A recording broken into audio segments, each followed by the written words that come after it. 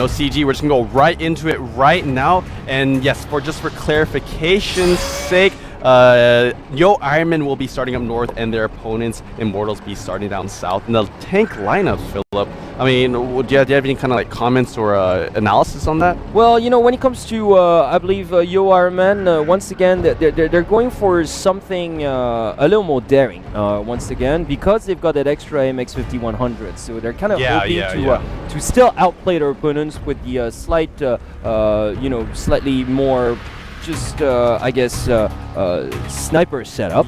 However, because this is Ensk, I'm not sure this is the wisest thing to do, especially given the fact that they're training like 2 love down. Exactly. You know, if I had been them, I probably would have gone for 1 MX-50 and 2 additional, say, IS-3s. Or T-32s. Yeah, T-32s, IS-3s, or 110s. That's what I would have done, just to really try to bully my way through, because every single time they've been trying to just sort of like be tactically innovative against the Immortals today, especially using SPG. They have been systematically punished, and look at that, PNL already taking some damage here. Yeah, so I mean, honestly, you know, in those past 2 sets, yoe IRONMEN have really been trying to do something different. You know, they're really trying to bring that piece of artillery into play. However, you know, because of that, because possibly that might have been a strategy they haven't practiced, you know, as much as they wanted to, it didn't work out as planned. However, this time around, they're going with, you know, a lineup that they really like to go and they're really comfortable with. So maybe they you know, they can just be what they have been doing, or do what they have been doing, and then just, you know, and slowly add up on those advantages until they actually can secure the set. And most importantly, even the odds when it comes to firefights, and not be systematically 1 tank down, especially in close quarters. Anyways, what are you gonna do? Like, you know, I haven't seen a single team play with SPG on Ensk, because that would be just, that would be the definition useless. Edison 99 going down. But these tanks are so close to each other right now. Both teams, literally like only like 1 building actually separates these teams right now. And if it comes to a close quarter combat situation, I have to give an advantage to the Immortals, just due to the fact that, you know, they have a more versatile front line. They have a KB5, they have an 2 IS-3s, which can take a lot of damage. And as long as those IS-3s and that KB5 stay in the front line and protect those AMX-50s, the Immortals should not lose these engagements, as long as they position correctly. Exactly, you know, which is why it's going to be crucial for yoe IRONMEN to position their 50s, 100s better than they are right now. I mean, if they can get like mid-range shots from multiple angles to that clustered formation from the Immortals, they really might turn this around. But the way that things are right now, because it's all like narrow alleys and ruins and whatnot, like those 50-100s can't be used to full potential. And then the second those autoloaders also go out, I mean, it's so hard to run away as well. No, the only way to play with MX-50 is either to shoot from afar, but if you have to come down to a close combat situation, you have to focus all the firepower into 1 tank. And pray that 1 or 2 tanks go down. Otherwise you're dead meat out there. Yeah, that's pretty much the story of those AMX-50s. No, it really is. It really is. Like it's kill or get killed. Exactly. You definitely have enough power to take care of any tank. That is at the same tier level as you. Can you kill that tank before you run out of bullets? And if there's 2 tanks on you alone, then you're dead meat. You're dead meat. You will not have the time to unleash that autoloader, which is why most teams actually leave their MX-50s clustered together just to have that extra firepower, which can be good. But I still think, personally, if you can pull it off, having an MX-50, having your MX-50s, if you have several, in different locations, can give you more shooting opportunities. It might sound risky to leave them all alone, but it's better to have them spread out in a strategical position rather than 3 of them clustered in a bottleneck, because that's useless. Yeah, honestly, I kind of have a feeling this set is going to come down to a battle of those AMX-50s.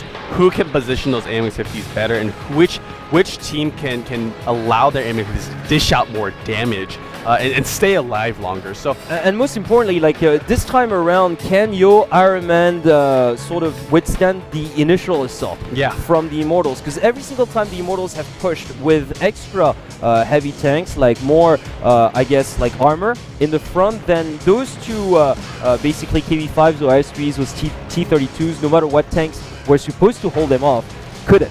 Yep, couldn't. The front line has to, although under the gun, The positioning has to be good enough for them to survive long enough for the MX-5100s to give them support fire. Otherwise, it's game over. Yeah, exactly. And the thing is, you know, although yoe IRONMEN have 2 KB5s, so I mean, those are decent frontline tanks. I mean, extremely heavily armored. A little bit on the slow side, in the firepower decent as well. But I mean, the fact that, you know, if those 2 KB5s go down, even if one KB5 goes down on yoe IRONMEN's side, they're going to be in a load of trouble. See, it has always been the problem, because it's always like very ambitious to take an extra MX-5100 compared to your opponent.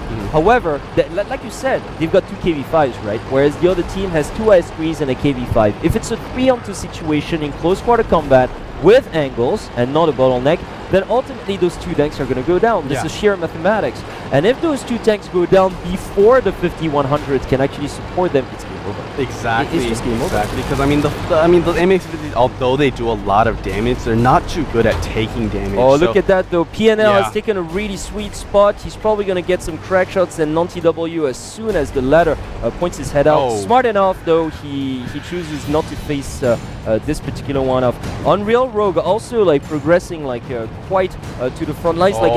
Actually, yeah, I've seen that. This could be an extremely interesting engagement. Yeah, because yoe IRONMEN have moved to the railway, whereas the Immortals are continuing to push up into the city. So maybe the Immortals could have a positional advantage because they'll be in the city fighting against a retreating yoe IRONMEN team. Yes, indeed. Oh, and here we go. Here's the engagement. Unreal Rogue taking so much damage right now. He has to get back. If Unreal Rogue goes down, that is a huge tank to go down on Immortal side. Oh my god. He does go down. Yeah, he was surrounded from all angles, way too alone. And you know what? The same thing could happen to PNL if he doesn't get out of dodge very, very quickly. Yeah, definitely so. I mean, a little bit of misplay, quite honestly, from Unreal Rogue. He went in there without cover fire from his teammates, and look at that. Due to Unreal Rogue going down, one whole side of this surrounding maneuver has become extremely weak. If you look up vulnerable here, as well. Yeah, if you look on the left side of the engagement, it's 2v1 right now, so he's in a little bit of trouble. Yeah, I think it's PNL as well. Yeah, indeed. So they do manage to take out moving castle though. Oh boy, still. An IS-3 goes down. PNL went down as well, so it's looking pretty grim. So which means there's only like 1 IS-3 left against 2 KB5. Base capture has started too. Yeah, and okay. Oh boy. I don't know. Oh, but if Time Using Roman goes down, it's gonna be a really good comeback. Yes, it's tied up. Like, you know, see, that's the thing. That railroad is a death trap. I mean, like really, all it took, like, okay, Kitan was very smart on that move because he actually compromised his position to get like some shots like down the railroad pretty much, and that's saving his team right now. It's really carrying his team to well, at least more of a stalemate situation. The Seer is probably going to go down up there. Sirius is just gonna get rammed to death. Yeah, TMDZK, gonna finish him off. So it's completely tied up right now. It is completely tied up, and the thing is, like, really, it was Iron Boss taking most of the damage, but Kitan is the one who really turned this around. Oh my god, Iron Boss just missed a crucial shot onto TMDK. He did, but look at Kitan, Kitan is a permanent threat on TMDK and Tanaka. Yeah, and look at that, just Kitan, if he can angle that TMDK! TMDK! A huge shot, and look at that, those MX-50s from 2 different angles, not too bad. I'm talking about Savange and Kitan, like, you know, all of a sudden they've got 2 different angles, and like, you know, the damage that they unleash is so brutal. It is, and that actually tank goes down on the Immortal side, so a huge loss by them. Look at that, Tanaka, Kitan! They gotta get Tanaka right here. I think Kitan is reloading! Kitan is reloading! Iron Buzz has to get this shot up. Okay, it's tied up again. It's tied up again. Yeah, indeed. And Savange here, he's still gonna shot TMDK. No, Savange's gonna get TMDK first. Yeah. Savange's gonna get TMDK first. He gets him down. He gets him down. 39 seconds. So it's non-TW against Iron Boss and Savange. However, my god. Those two. Okay, Iron Boss has to keep his opponent in check because Savange is still reloading. Look at that. Yeah. No, they have to play cat and mouse right now because non-TW can actually take out one of these things before he goes down. Iron Boss, one more shot's gonna do it. One more shot's gonna go down. Oh my god, it is all tied up right now. This is a Mexican standoff, and this is the 5th set. Boy, this is gonna be so intense. It's the 3rd set. The 3rd set. Sorry, I like it. I'm getting so carried away. Not that intense, but actually, this is the same situation that happened before. Remember? It's exactly the same situation. But it's gonna be a draw. It's gonna be a draw. It definitely will be a draw. So we're gonna have to replay that one, but.